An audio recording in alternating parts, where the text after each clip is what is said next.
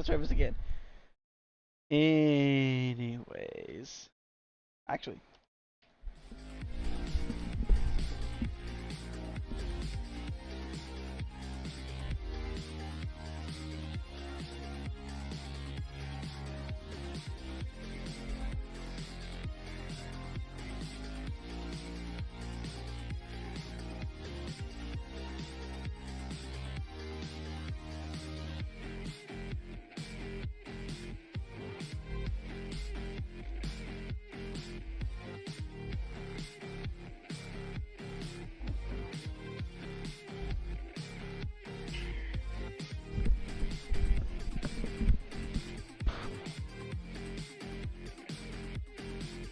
anyways, Mic off. Mic on. that was intelligent. My mic was already on. But anyways, this killer porter freaking out.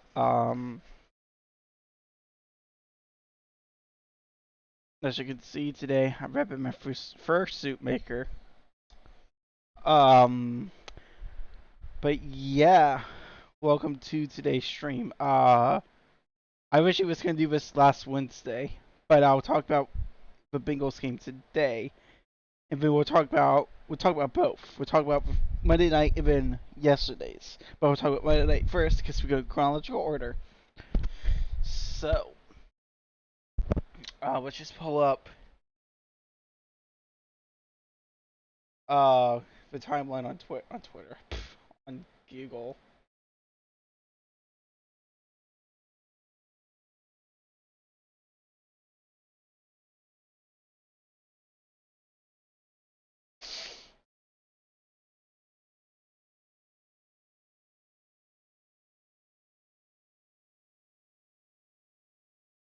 Had McDonald's lunch and just had apparently had sesame seed in between my teeth. But anyways, it started out with Rams getting a field goal. The Bengals with another field goal, but another field goal, and goes to halftime for another field goal. And then the first touchdown, and then obviously PAT by McPherson. McPherson with the game-winning field goal, and LA was unable to recover the onside kick. So that was a decent game. Enjoyed it. Yeah. Excuse me. And now let's move on to FC Cincinnati. Yeah.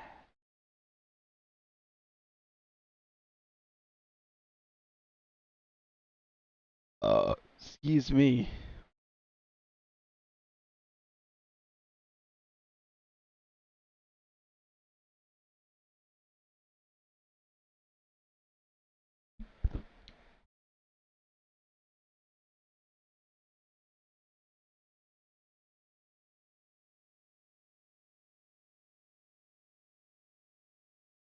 The Fully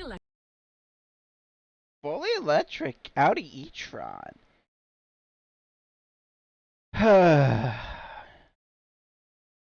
Audi's donates money for every time player scores to that team's foundation.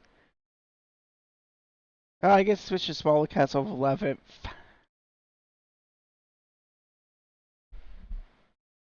So,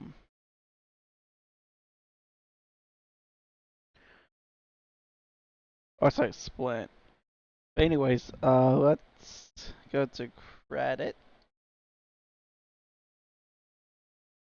Uh-huh.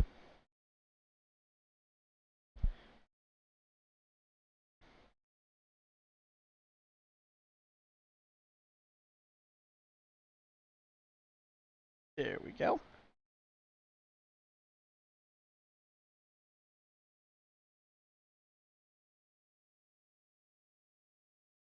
And Electric we'll Audi talk about e-tron the highlights. family is here. With models that fit any lifestyle through elegant design and progressive technology. The Audi e-tron family. There we go. Hey, wrestling is kick ad. Lineup with 3 changes from Sunday's 3-0 defeat to New York City. Oh, man. Team this season, and only 1 change in the 11 with the return of Matt Miazga from suspension. That's such a soft yellow card, I may add. Extra day to prepare for this contest. They're the only team in the Eastern Conference mathematically out of contention at kickoff. Back line. There's going to be moments I think that keep blessing. Yeah, Toronto's just. As I mentioned, there's going to be commitment from the Cincinnati team at times. It's just a disaster. Clipped into the heart of the area, beyond the reach of Bonga, and off the woodwork from Blessing. Looks it away. We got so FCC got so lucky it was at 1-0 early on. Continues his run to the end line, and across the mouth of goal. Anticipated by Arias. Now Moreno. Acosta, again finding each other well. Acosta looking for a sliver of an opening. Instead it's Barreal into the 18. The head of Brendan Vasquez given away inside of the box, and it's Moreno who could not find a target. And I don't understand why. In the last game for both players too, Villarreal and set piece. FIFA has an idiotic recommendation minimum requirement of 40,000 seats, so that's why Pickle Stadium would be interesting if Cincinnati was hosting World Cup, Indy World Cup matches. Point blank. We've had to switch to grass, but Manifold PA wants that. Anyways, pancakes always work, y'all. That's why on the 7th, I'm taking the day off. I'll be making pancakes off camera. So. Makes no mistake here. Good piece of skill there. Even though it was 2 touches, it was done with such speed and class. Poacher's goal for Brandon Vasquez, his 7th in MLS this season. It's Bradley combining with Osorio. Probably gonna be a little bit of a shorter podcast, maybe, I don't know. Just enough to find, and Mupenza is denied, dropped on a doorstep and put back in. It's a second of the match for Brandon Vasquez, doubling his tally and Cincinnati's lead. Turnover first, not dealt with well by TFC, and then Mupenza drags out Rolstad and then just gets it back. And it's another good save by Gavron, but Brendan Vasquez. It was,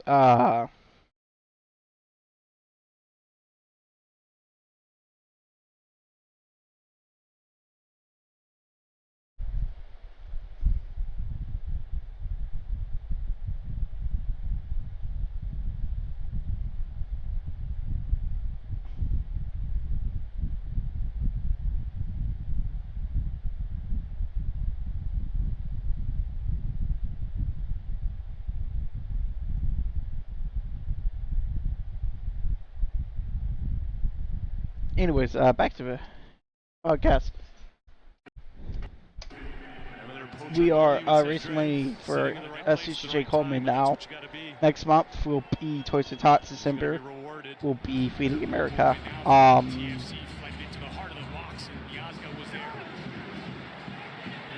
Probably gonna take like a week off of Thanksgiving, and then I don't know where Santana was doing there. What up? Wait, why is Bro in a Team X Sport jersey?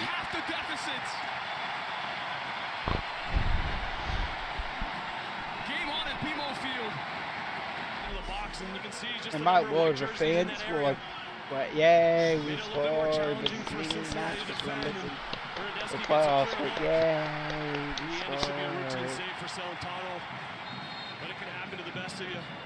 Replace that reading review. But it was a better committed effort from Toronto to get some more numbers in the box. I guess teams can just put wherever the heck they want to. Bounce right to his left foot. It makes it an easy play from there. And Toronto responding in kind. It's been those second opportunities that have seen Cincinnati dominate the score sheet. Using the full width of the pitch. They find neutral close to out wide. I just want to know why VAR lets have smoke on two ends. That's kind of silly, in my opinion. Especially since you saw the sports section is not towards this goal, towards the other goal. Back the other way on a short counter. Bernardeschi outside of the boot. Osorio! And he has his second. Don't know how that was in a foul. This goal is that Jonathan Osorio will score, and it really comes down to just Bernardeschi. I mean, Pinto was fouled before that. You barely touched Zimmerman. Okay, so I'm gonna call out for the and of course Columbus gets a controversial penalty kick, so we're gonna watch this replay together. But the fact that let me pulled up on my computer because I have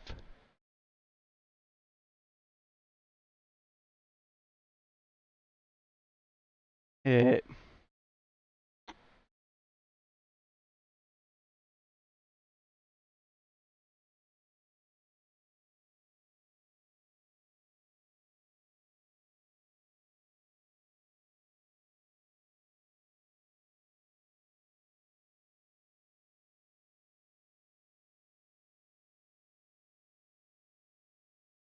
Oh, excuse me.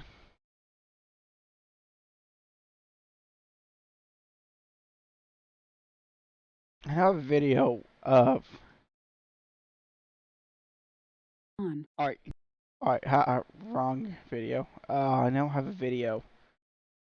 It was Walker Zimmerman barely getting tapped and we're calling the goal back. So I just want flipping consistency from VAR.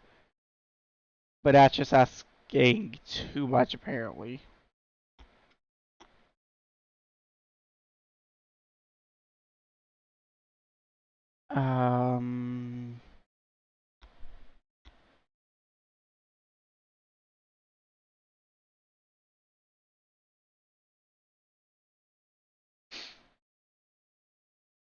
So I guess a crew of VAR merchants.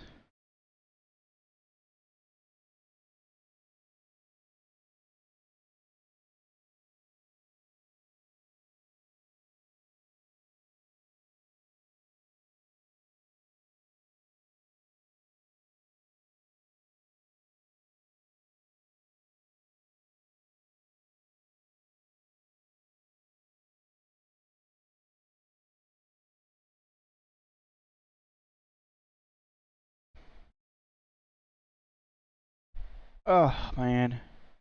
Let's just go to the Nashville video. So Enough of it. Good skill there from the Italian. I mean, that goal should have counted. In the right spot at the right moment. Does the easy part. Because Vupinsa obviously got fouled earlier.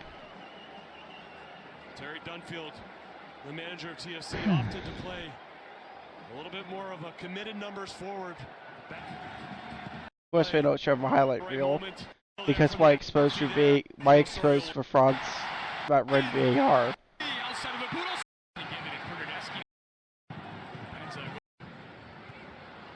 Oh no, they do show it.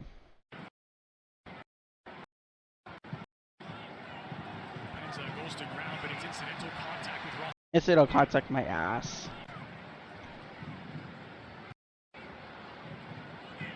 It's clear shot from behind. So it was incidental contact, but it was okay for Toronto to do it. But when we did it to Nashville, we won 3-1. So Karma came back by excuse me, Nashville.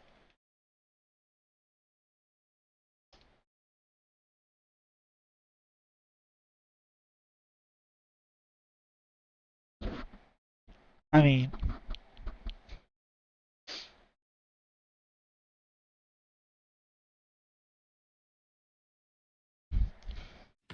want a worry-free way to kill bugs? that was great. That was bug deadly. People friendly, bug deadly. Lead in the the ball is spilled. Play on. Lucho So Acosta. this is how bad. Oh, yes. This is how bad VAR is. It only happens against Cincinnati, so fuck When VAR. all the fanfare today has gone to an Fuck Argentine VAR. number 10 in Miami.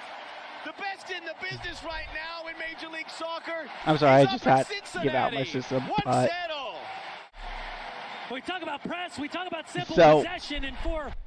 And look, This to count, and they are going to review it, which probably does not bode well. go through the back of the heels or the feet and not make contact with the ball.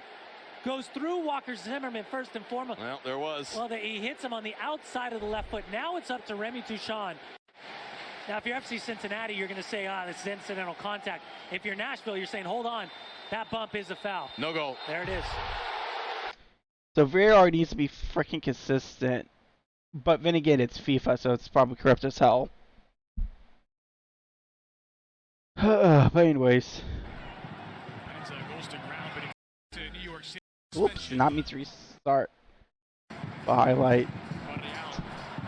It's a heel flick, and he's denied by the crossbar. Bernardeschi.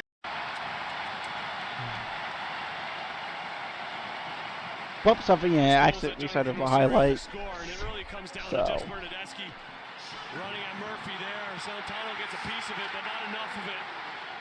Good skill there from the Italian. It's just Jonathan hilarious Osorio how just bad in the right spot at the right moment. VAR is. Does the easy part.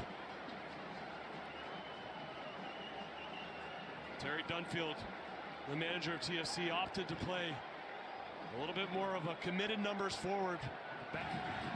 It's just funny, someone, Good rewarding goal for TFC. That's a lovely leading ball. oh my Maple Leafs just so bad at sport. Going for the top 90, but it's a top shelf save from Gavran. They've really been solid defensively. It's a big part of why they have more one-goal victories than anyone else. They've only conceded 10 goals in the second half. That's a brilliant ball for Vasquez, who's denied by Gavran. And again, Acosta was pulling the strings. The overlap from Franklin. Dragged into Michael Bradley from the top of the D's. Bradley parried by Celentano. Still the danger not Michael clear. Bradley, what a... Difficult angle then when the defenders are closing him down.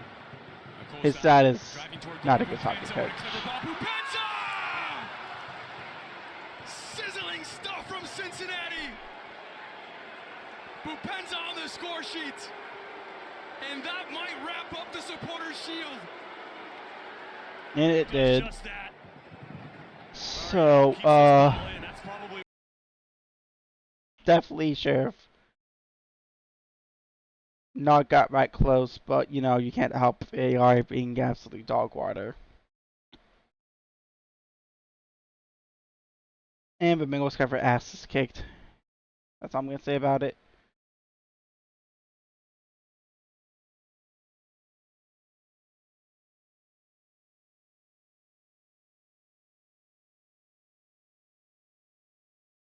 Your Majesty, just look at the stream.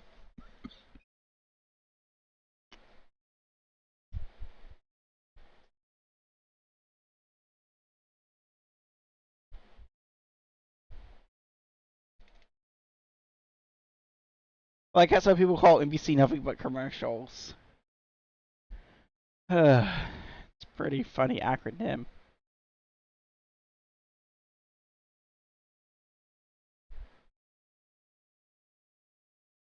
So, anyways, let's go to some NASCAR highlights.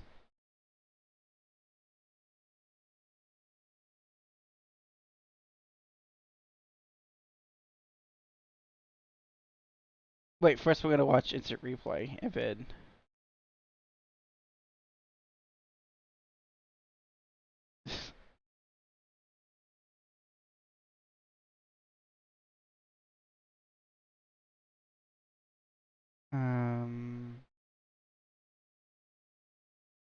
because I want to see how badly the crew got bailed out for a tie, which happens all the time.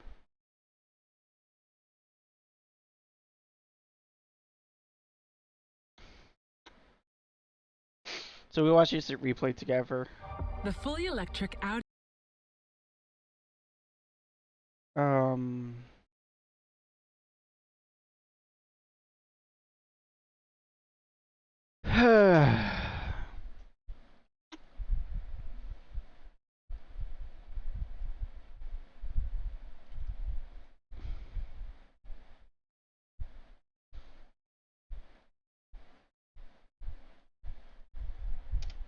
Because Nevi says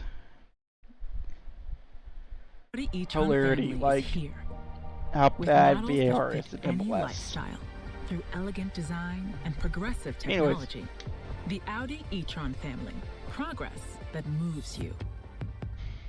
Ramirez! Ramirez! Is he pulled down? John Freeman says, get up.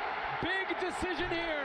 Jack Elliott is all over Christian Ramirez. Is he?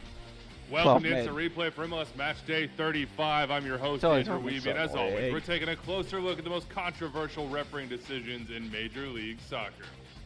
We start in Columbus with a trio I of see play. you, this was 66th not- minute of a game, Philly leads 1-0. No, of course, got Julian opportunity. Carranza is fighting, he's scratching, he's clawing, he's trying to get to this ball, and Malte Admonson, the crew defender, doesn't want him to get there. So Admonson puts an arm out and pulls Just kidding. Carranza That down. was not Ding, a ding, goal ding, scoring ding, ding. Dog opportunity. so, dog so, dog so. That's what your brain should be yelling at you right now. Only the play continues because there is advantage to be played. Because Mikel Ua is in on a 1v1 with the goalkeeper. Ua hits the crossbar. Referee John Freeman produces a yellow card for Admonson, and the Union are a little bit confused, and probably so are you watching at home. Here's the thing, had Ua not picked this ball up and had an obvious goal-scoring opportunity of his own, this would have been dog-so, and Admonson would have been sent off, in my opinion.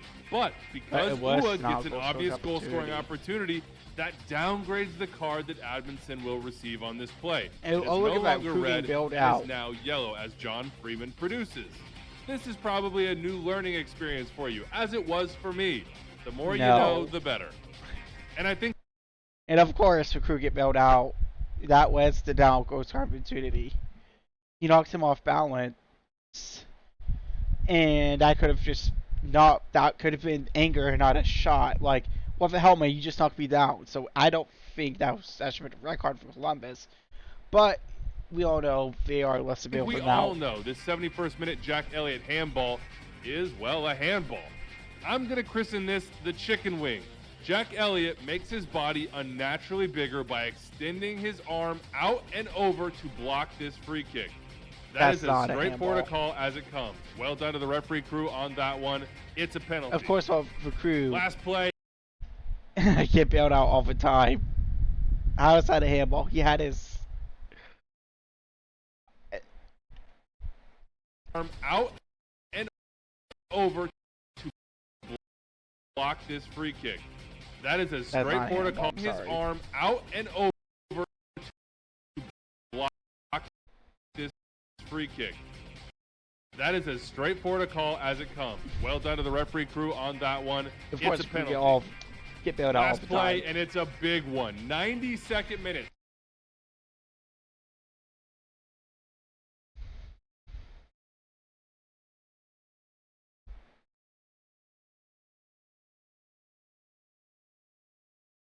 Whoops, did not mean to exit out the video. You know your heart's beating, you're ready to go. 911 emergency. If I have subs, I gotta try it for some time.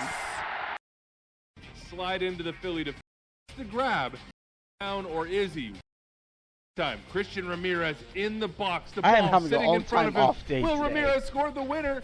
No, he's falling down or is he? Watch closely. Jack Elliott, here again, has his arms wrapped around the crew forward, and in my opinion, brings him down. It's not just the grab, it's the fact that when Ramirez reaches out for the ball, Elliott leans back and pulls Ramirez with him. Little bit of a suplex action for me and a clear foul. Only this penalty wasn't given on the field by John Freeman, and there was no video review initiated either.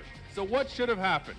In my opinion, this play should have been reviewed. He sold it like a But motherfucker. here's the kicker.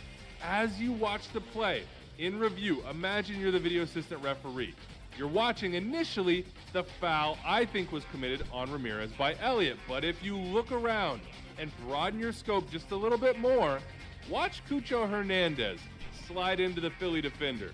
That is late. There is no ball. For me, that is a foul prior to the penalty foul on Christian Ramirez. And if we're going to use VAR, we can't be selective. If that's a foul in the attacking phase of play, as I think it is, then this penalty would not be called. The foul on Cucho would be. So, in the grand scheme, though I think Ramirez was clearly fouled, I think justice is no call because Cucho Hernandez commits a foul just before on the Union defender. Okay, to Drive Pink Stadium we go, 70th minute, scoreless game, NYCFC on the road, fighting for points that would solidify their playoff spot, and Inter Miami trying to climb the table. Dixon Arroyo, the combative midfielder, is going in, and he's going in hard. As you watch this play, what is your brain telling you? For me, my brain is saying serious foul play. Arroyo is very late to this challenge. He comes in with force, excessive in my opinion, leaving his feet, lunging in from the side, and he contacts with the studs the ankle of the NYCFC player. Victor Rivas, the referee, sees the play, is in perfect position, and makes a different decision. Yellow card is Rivas' call on the field, and the play was not reviewed. Here is the push and pull for me. Live, joke, this looks like a red card in my opinion. When you watch the replay and slow it down, your perspective world is ending. I mean, can slightly change, and that's because even though there are studs and Dixon Arroyo is lunging and leaving his feet, you can see him sort of withdraw that foot just after contact instead of keeping the leg straight through contact. Would that mean this doesn't endanger the safety of the opponent? Yes. In this case, I'm going back to what I saw live. In my opinion, I'd prefer red card in this situation, but I understand why it might not have been sent down for review from the VAR. To Vancouver we go. You got it. The team split. I mean, if you want corruption, look at Sunday Night Football last night and that VAR non-call right fair for trying to get messy with playoffs and for trying to keep Mahomes at top. The points, DC with 1, Vancouver with 1, and this was a big play in the 53rd minute. Pedro Santos thinks he has possession of the ball in his own penalty area, only Brian White is sneaky. He's on the back shoulder, comes in, nicks the ball, and Pedro Santos see the contact idiotic. here. He's late. Brian White's in possession. Barely this had is a foul and a PK. Well done to the referee crew on this one. The NFL and well done to the crew led by format. Chris Pinso in the Nashville-Seattle game. Not a lot of chances here, but there was a goal that was taken off the board in the 58th minute. Hebert scores, but if you rewind and watch this back, look where Hebert is when that ball is played to him. He's just barely in an offside position. Good catch, but the VAR in this case sending Pinso to the monitor and getting the call right. All right, we end with Seattle Sporting Kansas City, and rivalries have a way of sitting right on the line, and this play does from Anthony Markanich.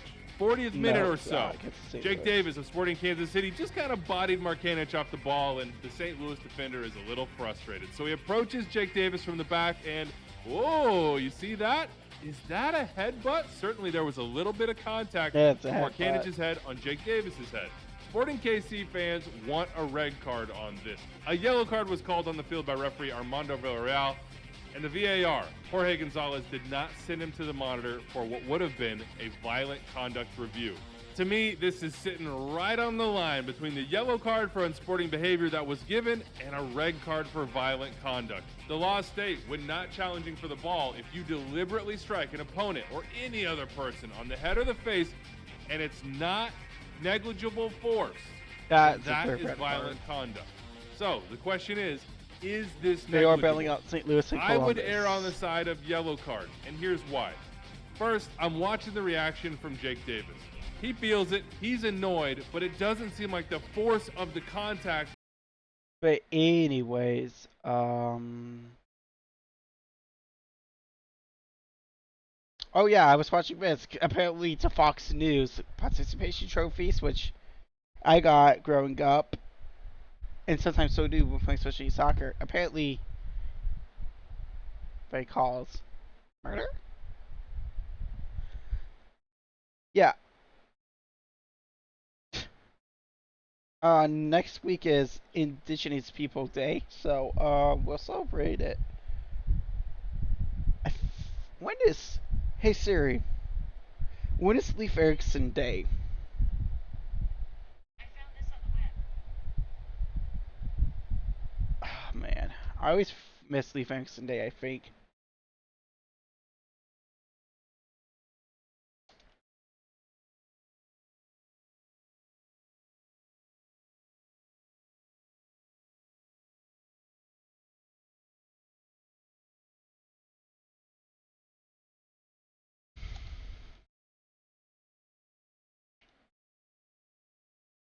Oh, Miss.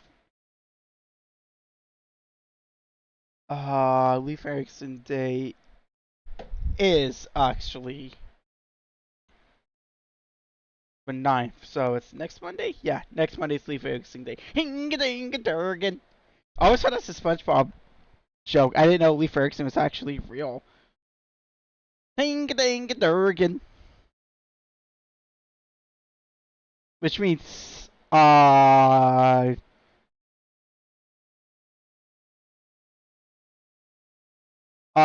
what, what season was Bubble Buddy? I think it was for, Hilberg era.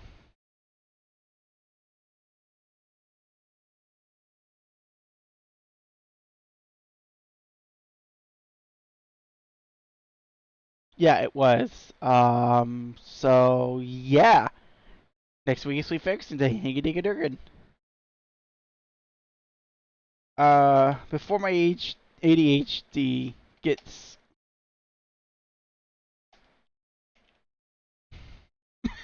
any worse, let's take a look at NASCAR, because after all, this is Motorsports Monday.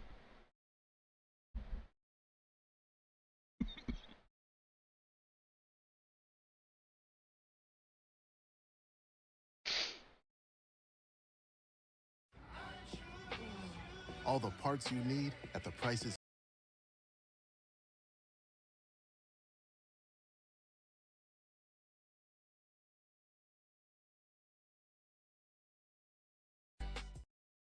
Start the race here at Talladega. Green flag is out. I had to watch some of it.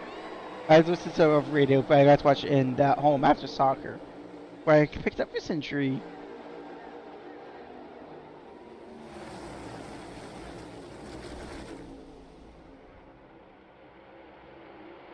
It's like a train coming up to speed as the engine churning out the horsepower to get these cars up to speed. Down the backstretch they go, 2 by 2. It takes nearly a full lap to get to full speed. These engines are restricted down to 450 horsepower, so it takes a little bit of time to get some momentum. Very, very organized to start. Speaking of doing things differently, look back here in the pack. There's the green 11 car. Remember, he was trying to push Riley Herbst in that outside lane. So yeah, because I gave up for Bengals this week. Because they just give her butts kicked. And tried to make it help work, and it didn't. The outside lane lost all its momentum, and now Denny is mired back in 29th. Battling for the lead a few laps ago, it just ran out of gas, and now here he is in the back. Found a spot behind the 48. Looks like a few cars are going to try to work to the outside of Hamlin now. Oh, got me actually change it back to NBC.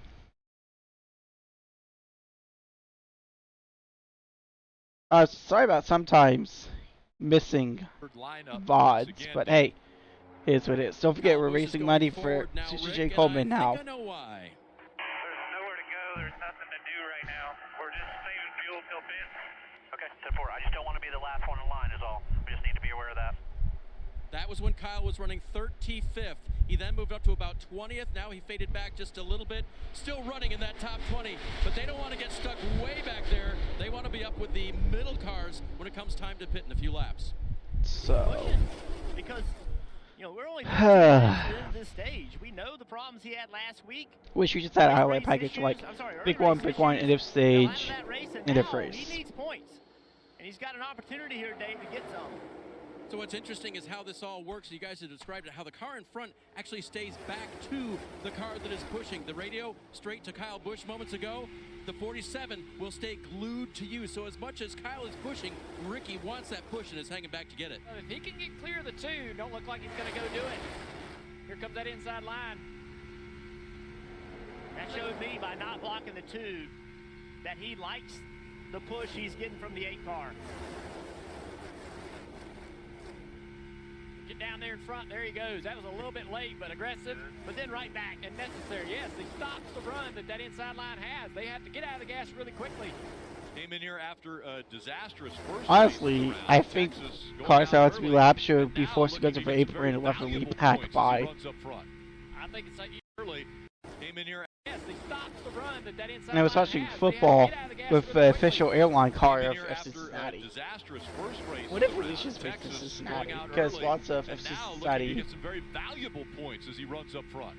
I think it's equally as important for a guy like Brad Keselowski. Looking at him right now, below the cut line, he's averaging a 9th place finish at the road courses in the next-gen car where we go to next week, the Roval. So very important they get that outside line going, or something that Brad can do to sort of get himself toward the front of the field to get a few points here. Now he's moved to the middle groove. His teammate is right with him, Chris Buescher, in that 17, following that 6 car through the middle of the pack.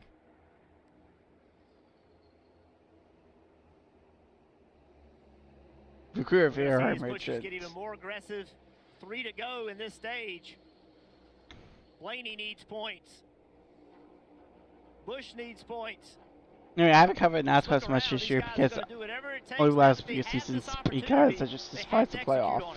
I despise stage racing. It's just not pure racing, like IndyCar and F1 are. Now Max is dominating, but at least we have a sensible point system.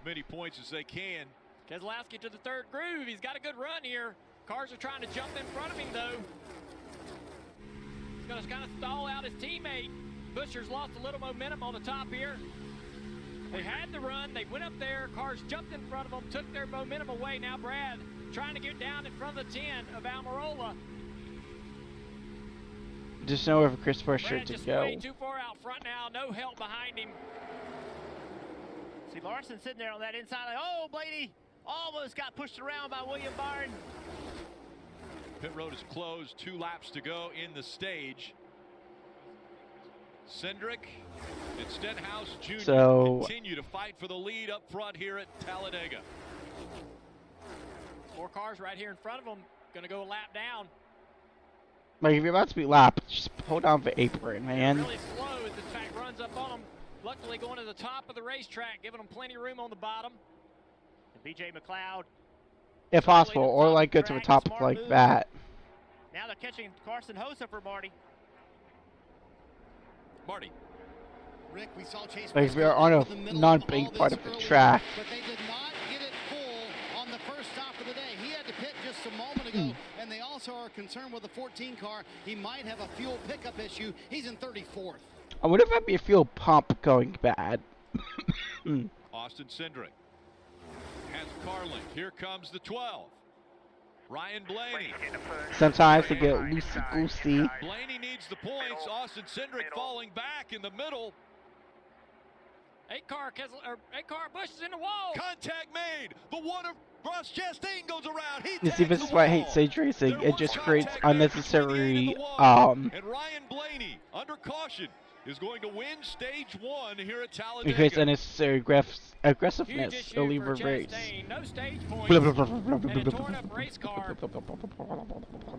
Could be the end of the day for him. I don't think a tire's supposed to look like that, guys. I don't know about you, but I don't think a tire's supposed to look like that. Ryan Blaney gets the win in stage 1, which is 10 stage points. It was Chastain that got into the side of the 8 of Busch. Take a look at this. Busch up into the wall there as he was pushing the 47. Then Chastain gets into the side of him, and into the wall he goes. They're just play track racing. That contact with the 8 sends the 1 into the wall. The caution comes out just before the end of stage 1. Playoff Have a yellow wood 500. Trying to get some late as well. Denny is right there for a spot. Thank you. The future is threatened by enemies often unimaginable. When there are battles to win for America's future, there is one constant: Marines. Hoorah! Boys, just don't get in the wreck. But now, Keselowski, Reddick. See, Larson, really, in my opinion, racing highlights should be the start, any wrecks, end of stage, at least for NASCAR, and then the final few laps. Keselowski jumped to the outside, trying to get on the outside. 24 on the end. Stage win. Big run coming. Will the 3 stay committed? Three top. The 24 slows the 3 down, but here comes I was the hoping push. Battle on 14 ramp in the the stage, 3. but Brad K did, Keselowski's gonna get it. annoyingly. He'll win stage 2. A little bit. Not able to do it on the back. Jenny. Line. Two leading team. Huge. All the I people know it was now, a look big here, wreck they're all the way. doing this stage. Choice to us through. Go there line, but look at inside outside. Oh, we got Start finish back. Here it is. Got a big crash. They're behind you, sliding bud. behind. Oh, we got wreck in the back. Ow, we got a record of back. They're sliding behind as it went across Producer was the like, start-finish line. I don't believe you. And then, Come out. Keselowski's involved in it. You see him hit the inside wall. Big damage, it looks like, to Austin Dillon. In the 3. and the fact that they can't move in with flat tires is just so weird, man. Playoff driver. I guess that's normal. There's the 3 of Dillon. I can't drive it. Again, while it was crazy up front. Yeah, Brad was winded because Brad could get that car moving, but he's got a lot of flat tires. Looks like a bent toe link on that left rear. Yeah, the whole back end is busted off as far as the body. you could tell because he didn't put his window net down, so the official was like, yeah, he needs help. Again, while it was crazy. Oh, I'm sorry, for the official had to help him put his window net down. Again, while it was crazy up front. So, which I've read that's of a concussion. That's why I hate this car. It's so unsafe, man. I know racing is inherently dangerous, but you can make it safer. And NASCAR has failed to do that with its current car. Keselowski here through the trioval, and it just turns that 42 sideways. Oh man, massive impact for the outside wall, the 54. Thank God Brad didn't get airborne. The 3 somewhat lessened a little bit of that blow when he collects the 6 as well, but hard hit for the 54. Sprint to the finish. Everybody. They did a good job, but here comes that inside line now. Straight away, the 10 pushes Bowman. Push. Byron. Speed as he push. Blaney hard. There from Hamlin. When they get middle, we're just pushing the top 10 here. All right, let's watch the final 3 laps together. Great job by LaJoy to get himself up into the top 10 here late. So. Suarez still hanging around as well in that 99 on the inside line. Chandler Smith in the 13 car on that inside line as well behind Suarez. See that 3rd lane? Every time down the back straightaway, the 10 pushes Bowman, but then it stalls out in the corner. Big push that had come from Blaney has got Kevin Harvick way out in front now. And here comes that inside line. Byron. Oh, Harvick blocks it. He does, and this allows the 12 of Blaney to get to his outside now. That changes things a little bit for Harvick. Self with no help. Don't let him get in the middle here. Under 2 laps to go. But again, will Herbst be aggressive enough to be able to help this 12 get back toward the front of the field, back into the lead? Is he going to push Blaney hard enough down these straightaways to be able to clear this 12? The 3rd line hasn't moved, but now gaining another car. Anyways, if they can go side drafting, happening up front. Remember, he had Talladega trial if not the start finish line. On the high side, Harvick on the inside. The start finish is nearish turn 1. Through the trial will they go. 1 lap to go. Presented by Credit One Bank. I was glad it was not overtime because that's another thing that's spice about NASCAR. It's overtime. It's just. Oh, he almost spun the 12. Herbst into the back of Blaney. That cleared Harvick. Harvick is clear of the 12. Now he's got to have to. Really, Harvick was disqualified, which I find funny. Here. I think Harvick can hop back in front of the 12. Big run coming. The 12 to the inside. Shuffles the 4 out. Now. I don't think you ever want to be leading until last moment at Talladega. It's just too much momentum for the other cars.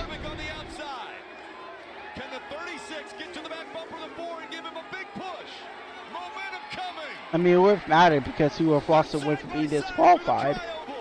Blaney, Harvick, Blaney, Harvick. They spin behind him. It's going to be Blaney. Yes! Blaney gets the win at Talladega. Uh-oh. Yeah. Because this is Audible app on my phone, for the last 3 years, I have had money deposited straight. Don't want to start scam ad.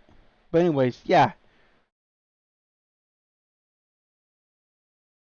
We can move on to the future prediction portion. Where I try to predict the future. Ooh, spooky. Hmm.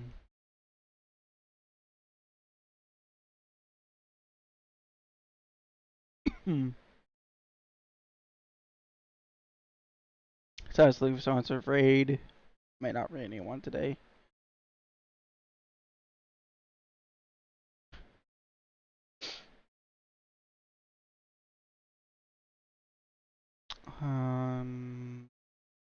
Yeah. Let's try to predict the future.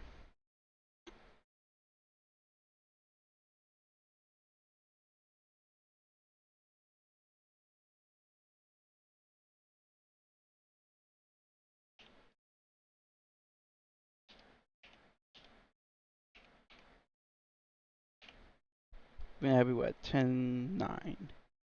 Sorry, 8.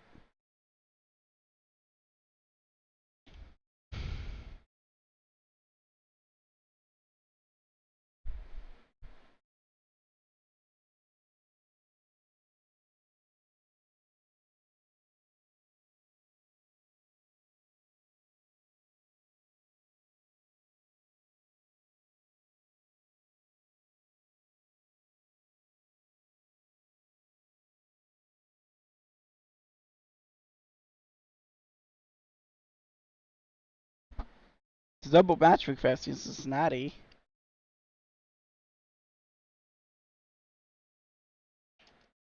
I said they win 3-0, and then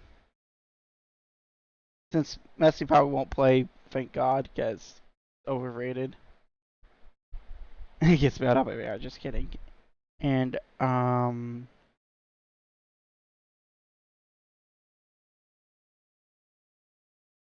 say a draw against Miami. Probably one of my least favorite teams.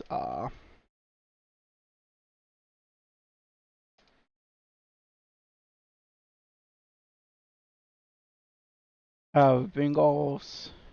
I think we're gonna bounce back. Wait, I think it's actually in Arizona. Charging battery. Let me check because I have Bengals schedule set to my phone. Yeah, if I was in Arizona. I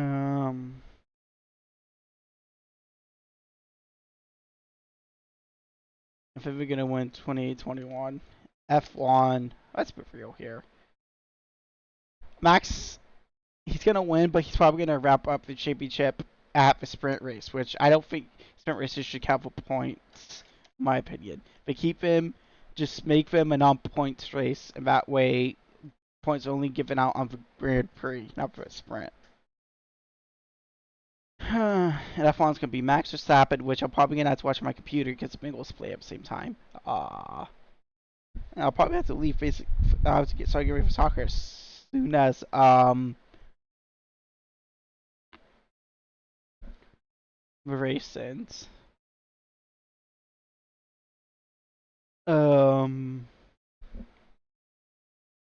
Carlos Sainz is gonna come in second. Watch if Ferrari doesn't screw him over.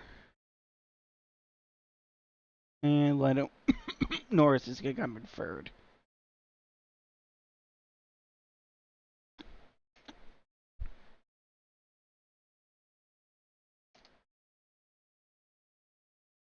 NASCAR, I think Chase is gonna win.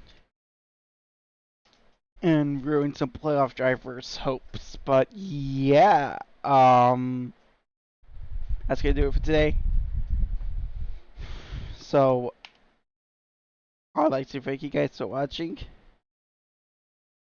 God bless. I still believe that Jesus is Lord, and I'll see ya Wednesday. That's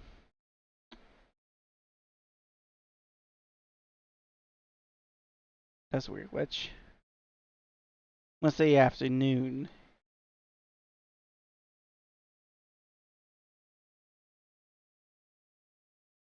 For Sims 4. So I got distracted by a guy I want to raid. Alright, he's going AFK, so we can just stall for a little bit until he gets back. I don't want to raid someone while AFK. So yeah, I'll also make a YouTube video of this, but I wanted to take this time while we're waiting for Travis to return so I can raid him to talk about 2024 plans. Well, heck, even holiday plans because it's already October.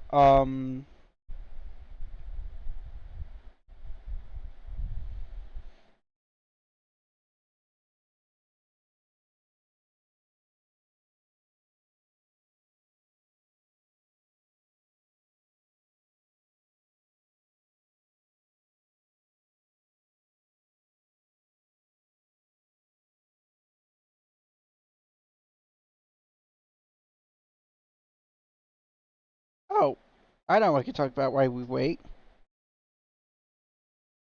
I almost forgot this.